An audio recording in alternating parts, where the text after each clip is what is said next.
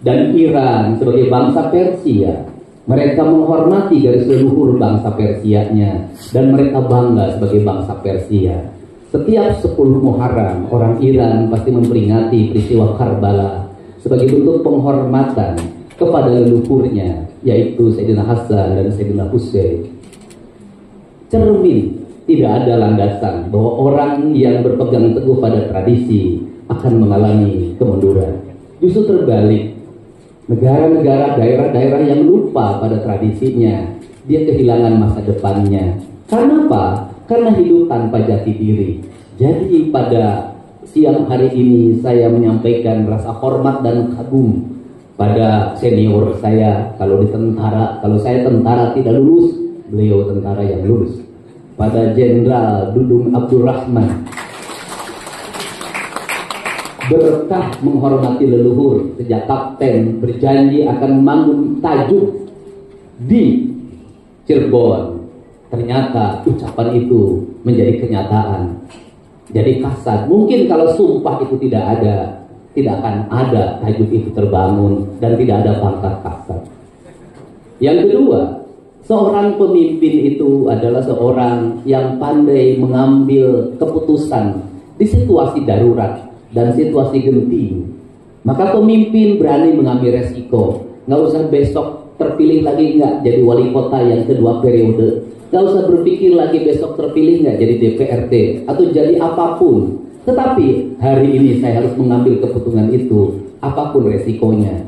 Dan saya melihat karir Pak Dudung itu melejit karena berani mengambil keputusan yang tepat pada saat orang lain ragu untuk mengambil keputusan. Saya kenal sejak lama, saya waktu jadi bupati, beliau adalah utusan Kepala Staf Angkatan Darat untuk peningkatan ketahanan pangan. Beliau yang menghitung berapa di sebuah wilayah produktivitas pangannya. Dan kedua, saya ketemu lagi di ruangan Kasat, beliau sudah Pangdam Jaya. Yang ketiga, ketemu lagi, walaupun cuma hanya, tapi tidak sempat ketemu langsung ketika jadi Pangkostrat. Kemudian saya ketemu lagi ketika jadi Kasat. Kemudian ketemu lagi ketika Pak Prabowo sudah jadi presiden dan beliau orang yang dipercayai untuk sebagai staf ahlinya. Saya mengucapkan selamat pada seluruh anggota DPRD Kota Cirebon yang hari ini berbahagia. Kebahagiaannya bukan hanya karena ulang tahun Kota Cirebon, tapi jabatannya bertambah 2 tahun. Tidak usah pemilu, cukup dengan putusan Mahkamah Konstitusi.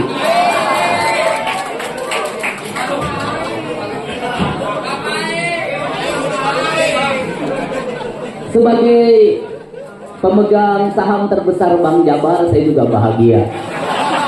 Karena Bank Jabar bisa nambah lagi platform kreditnya.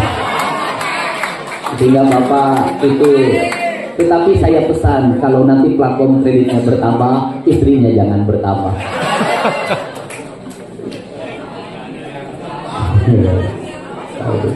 Saya ucapkan terima kasih dan selamat buat Pak Wali Kota dan Pak Wakil Wali Kota serta seluruh jajaran Forkopimda Kota Cirebon, Pak Kapolres, kemudian Bu Kajari, Kajarinya laki-laki,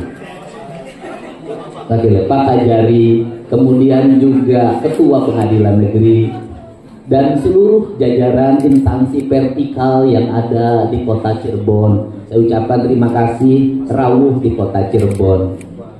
Kemudian saya mengucapkan terima kasih atas kehadiran sahabat saya sejak saya wakil bupati, Kang Dedi Wahidi. Kang Dedi itu selalu menjadi nomor 1 di DPR karena namanya sudah Wahid. Dia Dedi nomor 1. Tetapi ternyata nasib jadi gubernur ada di Mulyadi bukan di Wahidi. Saya senang sikap beliau yang konsisten dari dulu di bidang pendidikan. Kemudian sangat memperhatikan lingkungannya untuk bisa bersekolah. Sehingga aspirasi dari pusatnya masuk ke Indramayu, berilah sebuah yayasan, berilah sebuah sekolah di mana anak-anak Indramayu bisa bersekolah dengan baik. Saya atas nama Gubernur Jawa Barat menyampaikan terima kasih pada Bapak karena dengan sekolah anak-anak Jawa Barat indeks lamanya sekolah menjadi meningkat, indeks pendidikannya menjadi meningkat. Saya ucapkan terima kasih pada sahabat saya, seluruh anggota DPRD Provinsi Jawa Barat di Dapil 12. Selamat juga Bapak nambah 2 tahun jabatannya. Ada Kang Dedi Rohanadi, ada Kang Muhammad Sidkhon, ada Kang Muhammad Asraf Abdi, ada Teh Insinyur Wahyuni Utami. Saya ucapkan terima kasih Bu. Boleh Bu, platformnya taikin lagi. Seluruh tokoh-tokoh ini sebenarnya ini adalah orang-orang kaya Pak. Bisa jadi adalah keluarga yang paling kaya di kota Cirebon. Karena areal tanahnya luas.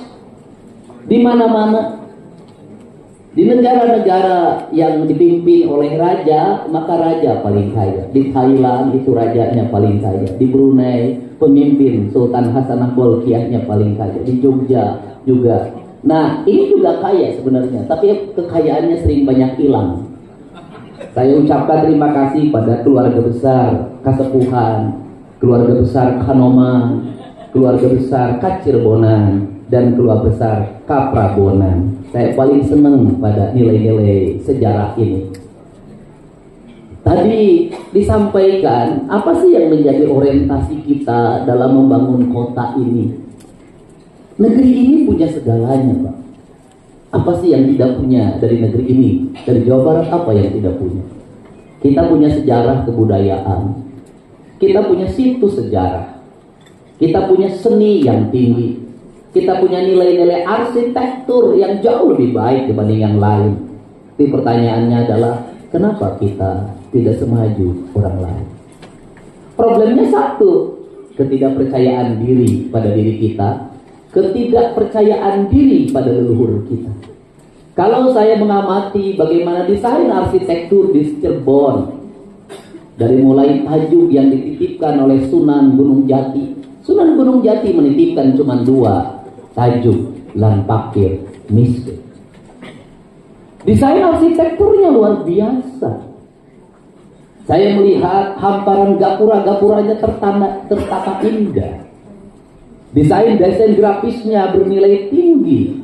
Makanannya bernilai tinggi karena dia tidak mengambil basic pabrikan.